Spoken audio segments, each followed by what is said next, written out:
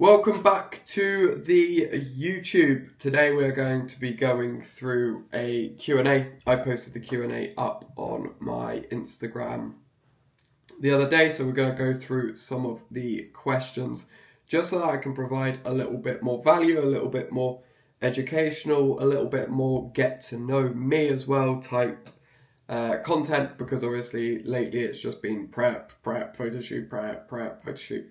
So it's now more of a chance for me to give back and try and educate as well. So, first question. Ever had negative reactions about your fitness journey from people who should have been positive and supportive? Yes, I have. And you'll always get people being negative. You'll always get people saying something. You'll always have that sort of reaction, even from people that you thought should be pretty close to you. Now, there's different ways of looking at this. A lot of the time it's because of insecurity in themselves. So let's take the example, right? Just because it's quite present, of you're getting into photo shoot shape, they're trying to get in shape, they can't get in shape, so therefore they'll put you down about doing a shoot. Something along that line, right? That happens quite frequently. It happens a lot, not just in the fitness industry, but with other things. Now, there's that saying, I don't know what the exact saying is, but it's something like, no one will monitor you like your biggest hater, or something like that, which is super, super true. Because I've got a couple of people on Instagram that I know chat shit or have talked badly, talked rubbish in the past about me. I'm not particularly one to block people on Instagram. It's not sort of my vibe. I'm like, it's your choice if you want to follow me. If you're the one that clicks the button, do you know what I mean? So I just let it slide. But I'm like, yeah, you're going to talk rubbish about me, but you're also interested enough to see what I'm still doing. Which is quite funny, to be perfectly honest. So I just let it slide because I'm like, well, you're putting your energy into seeing my stuff. That's cool. But from personal experience, yes, I've had a lot of negative reactions about my fitness journey. Oh, it's so self-absorbed. Oh, it's this. It's so selfish. It's that. And maybe some people, it comes from a good place. Others, definitely not.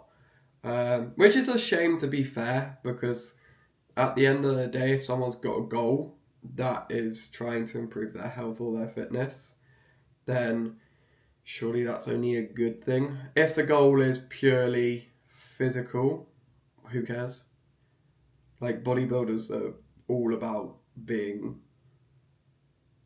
physically attractive in the best way possible, right? Because they're getting judged on their physique, yet sometimes that can be portrayed as a good thing or a bad thing. So it's very much down to the individual, but I think it comes from a big place of insecurity.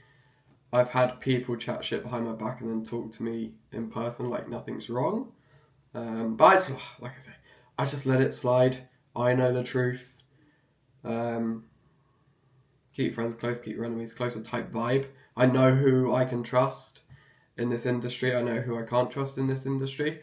All of that sort of thing. So quite a deep question to start with, but I thought it was a very powerful one. Because although there are a lot of positive... Now, don't get me wrong, it's like 90% positive. But there's still that like 10% of negativity. So, yeah, it is what it is. Next question, why do you use caffeine before your workout? So, I don't use caffeine before every single workout. But if we talk in broader general terms, why would you? It buffers tiredness. It increases alertness. The main thing is that it buffers tiredness. So it doesn't make you not tired. It just doesn't make you feel as tired anymore. So you will still be tired. And there's like the point where you'll get like into debt of that.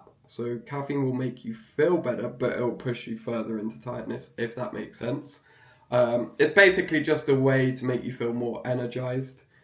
If you look at a Monster, if you look at a pre-workout, if you look at a black coffee, they are all different ranges with on the caffeine and stimulant level. So a black coffee would be here because it's just caffeine. Monster's double caffeine basically, and a pre-workout is caffeine, stimulants, etc. Full punch in your face. Let's get after it energy. So that's the sort of vibe for that. You'd use it so that you can push as hard as you harder than you could without it, and that's the purpose of it. Or if you're working really intense over the week and by like Thursday, Friday, your weights would taper off, caffeine can be used to obviously buffer that feeling so that you therefore feel less tired. Basically, it just makes you hyped and it buffers tiredness so that your perceived rate of exertion is less. That's simply it. Some people use it from a heart rate perspective, so if you use caffeine before cardio, it will automatically raise your heart rate, meaning that you can get into a higher heart rate zone beforehand. For some sports, you really won't want to use caffeine. Let's say you're doing archery, for example, and you've got to keep a real steady hand. You won't want to use caffeine because it'll make you too jittery. So hopefully that makes sense on that one. Talk about the importance of recovery. Where do we begin? Depends what you're recovering from. Depends what the recovery is for. So if we talk purely from a gym-based perspective, super important. If you do not get enough sleep, which is the fundamental of recovery, if you do not get enough sleep, your ability to perform in the gym will dramatically increase. Your ability to build muscle will dramatically decrease. So a lot of recovery happens in your sleep through chemical processes, hormonal processes, etc. A lot of hormones get released whilst you sleep. So sleep is like the fundamental, but that's not just recovery. Other things that come into recovery, you can have mental recovery for sure.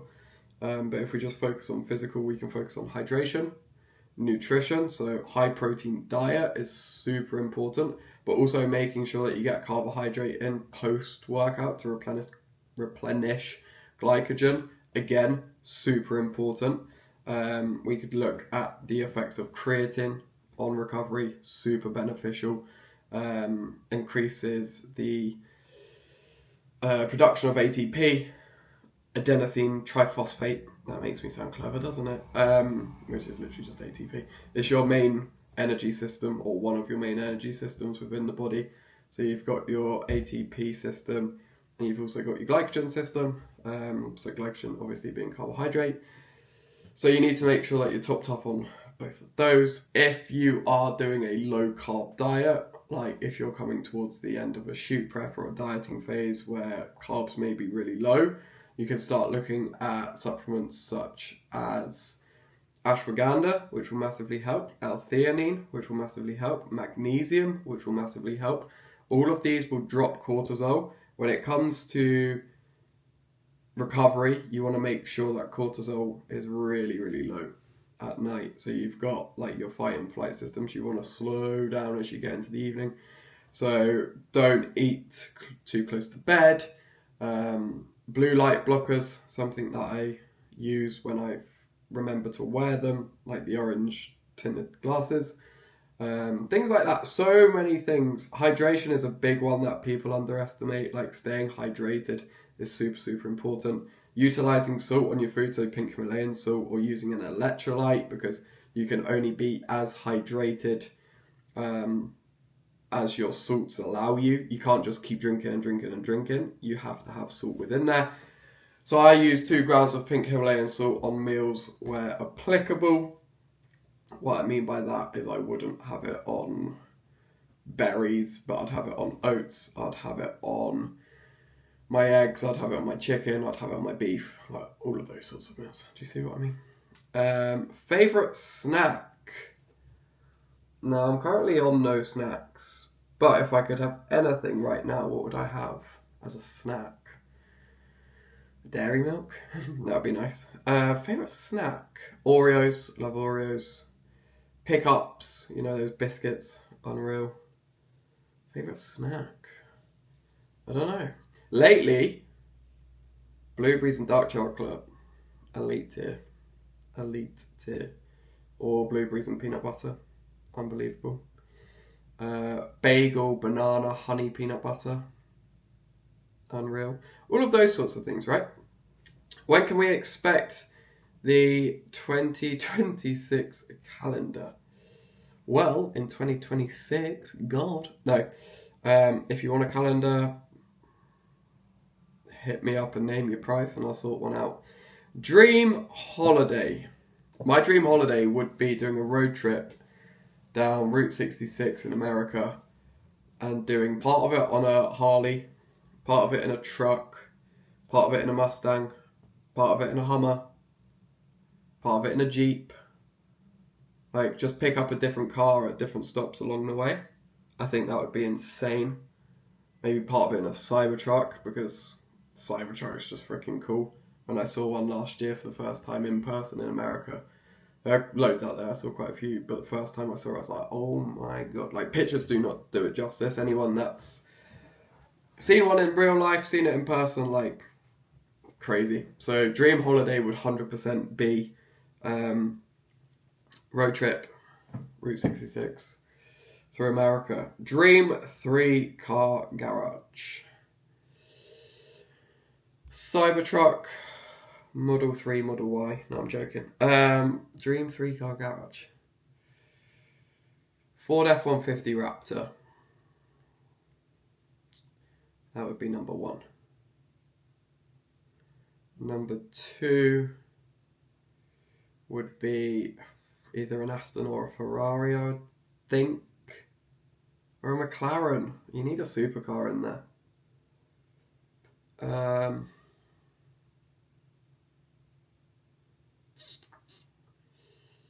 But like not a super car. Maybe an Aston Martin Vantage or a McLaren GT. And then you want a nice daily. What would the daily be? I change my mind all the time on these things. Mustang would be pretty cool. Can you daily a Mustang? Sure, why not? I don't know, it's really different. I go through phases. I honestly go through phases. Like, sometimes I really like BM, sometimes I really like the American stuff, sometimes I really like having a Defender would be pretty cool. I don't know. Right now it'd be a F-150 Raptor, a McLaren GT, and a Porsche Taycan electric. Get an electric one in there, be different. Let's go for that for now.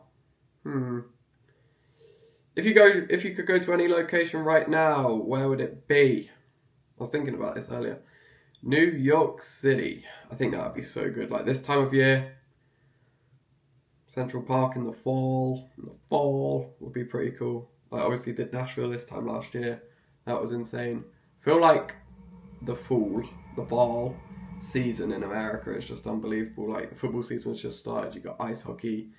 You've got obviously a good amount of national park type things to walk around. Yeah, that would be pretty sick. If you're a dog, what type of dog would you be? I have no clue. What sort of dog would I be?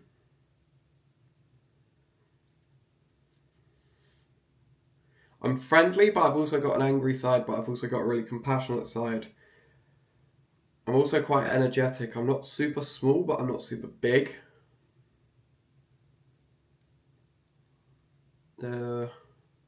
Labrador? I actually don't know. What sort of dog would I be? You tell me what dog I'd be. You tell me.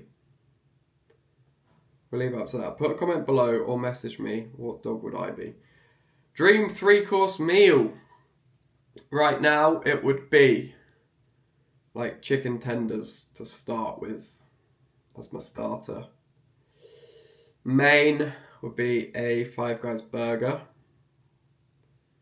And then dessert would be a cream or clem cookie from, you know, the one in London, if you've ever been there, like cream with the accent, clem. Like, unbelievable. Just the normal milk chocolate chip cookie straight out the oven. Chicken tenders, Five Guys cookie. That would do me right now, to be fair. Just because of the mindset I'm in of, like, I feel like that would satisfy me. The only thing that's really kind of been a craving all of prep has been a Five Guys burger. That's literally it. Another thing that I like to do post-shoot, and people find it weird, but I'm like, yeah, cool, whatever, is Subway. Like, you just can't go wrong with a good, I mean, it's not good, but like a bog standard, like, sandwich roll type thing. Like, so underrated. What's the most important thing to do daily to keep fit? Now, it depends what you mean by keep fit. That could be interpreted in different ways. If what's good for health on a daily basis, steps. Just move your body. Now, every coach will talk about 10,000 steps. There's no magic reason why it's 10k. It's just a nice whole round number to get to. If you're currently doing 6, go to 8. If you're currently doing 8, go to 10. If you're currently doing 10, go to 12, and so on. Just move. Try and challenge heart rate in different zones. So maybe walk uphill as part of your walk. Challenge yourself. Get a little bit out of breath. Yeah, that's what I'd say. If someone was like, right, okay, do the basic fundamentals, get your steps in, do 50 press-ups, 50 crunches, 50 squats. If it was like the most basic of basic, right? You're stuck on a desert island, you've got absolutely nothing, what would I get you to do? Start there and progress from there, because then you could go into lunges, you could go into tricep dips, you could go into this, you could go into that. Start with press-ups, crunches, squats, 50, 50, 50, with hitting your steps. You'll be better than like 80% of the population anyway, because they don't move. That's the thing, when some people come on board with me, I'm like, I'll do like a full like audit and lifestyle analysis and all of this sort of stuff, and it's like, right, how many steps you're on? Let's say they're in a working from home office job, 3,000. It's like, whoa, okay, so across the week you could be getting what some people get in a day. Do you know what I mean? So it's like, right, let's increase daily movement straight away.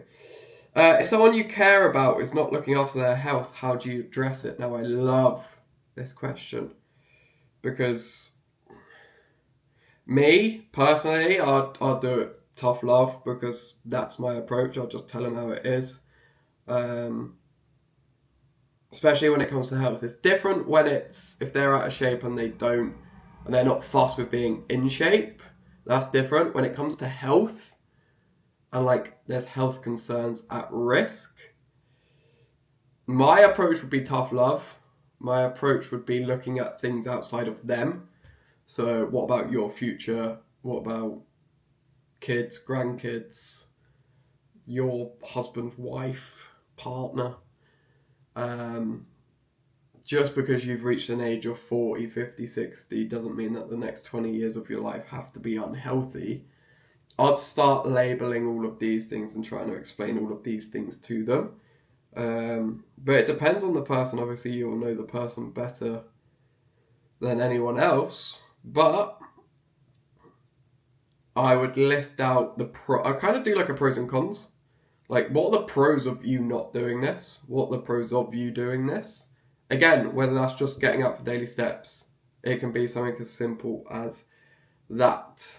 What's the most challenging thing to stay consistent with? Now, I'm going to do a blanket statement for what most people struggle with. Is nutrition. Sticking to a said plan, is the hardest thing. Because there's so many variations of food, especially in the modern world, especially with it being 2025. Food is so easy to get hold of. McDonald's delivery, Uber, Just Eat, Deliveroo. Like, gone are the days where you call your local Chinese and they bring it round half an hour later. You can get anything within 5 minutes. But even when it comes to eating out and takeaways and stuff like that, like people just go for freaking stupid options. It's like, okay, if you go to Nando's, do you really need 3 carbs? Do you need the mash, the rice, and the garlic bread? No, you're probably okay with just the mash, chicken and mash, or chicken and rice, or chicken and garlic bread. People overconsume quite a lot. So the most challenging thing is consistency with diet. If people get bored, they then tend to quit altogether rather than adapting the diet. It's just a lack of knowledge, which is obviously where I come in as a coach to help educate people on this and show people that it's not actually that doom and gloom.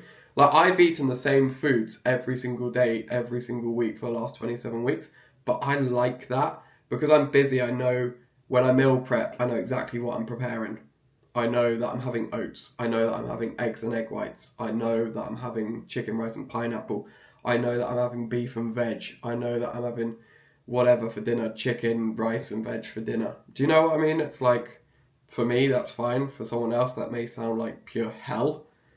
But turkey dinosaurs, chicken nuggets and chips isn't really the best dinner in the world, is it? So use your brain a little bit, especially like in the UK, we've got like those hearty winter meals of like spaghetti bolognese. It's like, okay, how do we do this? Right, well, you measure portion control. Portion control will get you a lot further than anything else. So things like that. Should you maintain a diet and train when on holiday? Completely up to you. Do you want to? Now, I've done some holidays where I've completely maintained it and trained. I've done some holidays where I haven't at all. Nashville last year, did not train, did not track, nothing. 10 days completely off. That's why I was fat. That's why I was fat. But Croatia, 2-3 years ago, trained, kept on track, had like 2 off plans, that sort of thing. Places like Milan, I went on a weekend getaway like 2 years ago. So it was just really high steps, no weight training, but it was for like 3-4 days. So it's kind of like a deload with really high steps. Couple of off-plan meals, but all in all, pretty decent. Morocco last year, again, trained a little bit. Didn't eat awfully. Indulged for dessert. Rest of the day was on plan. Like, it was an all-inclusive, so breakfast was eggs on toast. Pretty standard. Lunch was chicken and whatever carbs they were serving up. Some days it would be chicken, chip, salad. Some days it would be chicken, rice, all of that sort of stuff. But it's just variations of food, right? It doesn't have to be boiled chicken and rice. It could be like when you go for a Turkish. Like, I love going for a Turkish. Ultimately, it's chicken and rice, but done differently, right? Chicken sheesh and then the rice just tastes 10 times better. But fundamentally, like, the nutrition is still there. You can't go too wrong. What brands are worth the hype for gym and workout gear? This is the last question. What brands are worth the hype?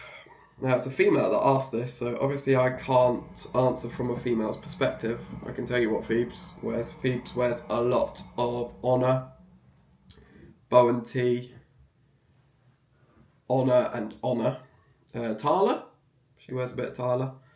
But Honor's kind of like the go-to for female. Lululemon, she's got a bit of that as well. That's obviously at the higher price range. But yeah, look at your fundamentals. You've got Lulu, you've got Honor, you've got Gymshark, you've got Vanquish, you've got... I'm not really that clued up on the women's scene, but that sort of stuff. Honor's the on-trend thing at the moment, and they have been for like the last 2 years. So yeah, if you want to show off a little bit, definitely that. For men's gym wear, I wear a lot of VQ, I wear a lot of Gymshark. What else do I wear? VQ, Gymshark, got a little bit of Silverback. And then for some things, I'll just wear like rugby stuff. So like England or Harlequins or whatever. It's made by Castor, right? So Castor for gym kit. Just like a England pullover or a quarter zip or something like that. That's normally where I go to. If you're a woman, don't buy Nike leggings. They are trash. but Nike men's gym kit's okay. Nike women's gym stuff isn't great, whereas their men's stuff's pretty decent, to be fair. But like, even if you go onto Google and type in like women's gym wear, it'll just come up with those brands that I've mentioned. Anyway, yeah, Gymshark, Honor, My Protein, Women's Best. Do you see what I mean? Sweaty Betty, but that's for more like your Pilates, yoga people. Able, but Able's just a copy of Gymshark, let's be real. It's the same owner. Or the guy that used to own Gymshark split and is now the chairman of Able. And if you type in men's gym wear, it'll just come up with the same. So, in terms of my recommendations for men's stuff, Vanquish and Gymshark is what I wear. But yeah, venture out and see what takes your fancy. So, hopefully you've learned or taken something away from that. If you've got any questions, put it in the comment box below. If you got anything that you want to message me directly, reach out to me on Instagram at Tyler Goldsmith Coach. Please make sure to like, comment, subscribe, turn that bell notification on. YouTube, something that I'm going to be concentrating on a whole lot more. It's longer form content, stuff like this, me educating, get to know me, all of that sort of stuff. The thing with Instagram and TikTok is it's so quick fire. It's like, gone, gone. It's like 45 seconds.